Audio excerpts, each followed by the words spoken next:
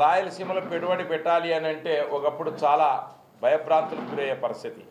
ఈరోజు చంద్రబాబు గారిని స్థిరమైనటువంటి నాయకత్వాన్ని మా లోకేష్ గారిని నమ్మి ఈరోజు వస్తూ ఉన్నాయి. 613 ఒప్పందాలు జరిగాయి. అందులో 13,25,716 కోట్ల పెట్టుబడులు వచ్చాయి. అందుకు ప్రత్యక్షంగా 16,13,188 ఉద్యోగాలు వచ్చాయి.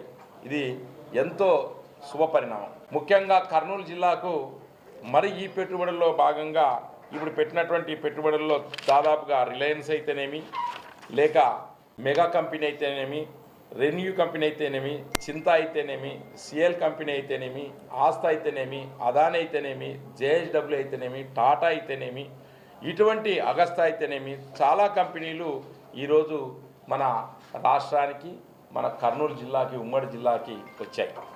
ఉమ్మడి జిల్లాలో ముఖ్యంగా మన కర్నూలు ఒక ఇండస్ట్రీ హబ్గా మారిపోతూ ఉంది. రూపురేఖలే మారిపోతూ ఉన్నాయి. ముఖ్యంగా దీనికి చంద్రబాబు నాయుడు గారికి ప్రత్యేక ధన్యవాదాలు. అట్లనే మన పక్కన అనంతపురం, అలాగే కడప, అలాగే చిత్తూరు, అంటే తిరుపతి, ఈ ఏరియాల్లో రాయలసీమని ఒక్కసారి అన్ని ప్రాంతాలని డెవలప్ చేయాలనే ముఖ్య ఉద్దేశమే చంద్రబాబు నాయుడు గారి ముఖ్య ఉద్దేశం.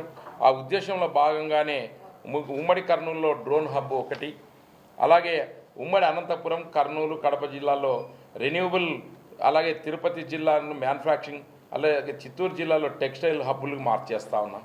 అట్లనే అపిరల్ పార్క్ అయితేనేమి, ఆటో కంపోనెంట్స్ స్పేర్స్ అయితేనేమి, ఏరోస్పేస్ అయితేనేమి, దాదాపు 1,200 కోట్లతో రేమండ్ సంస్థ కూడా ఈరోజు పెట్టుబడులు రాయలసీమలో పెట్టుబడులు పెట్టేదానికి ముందుకు వచ్చాయి.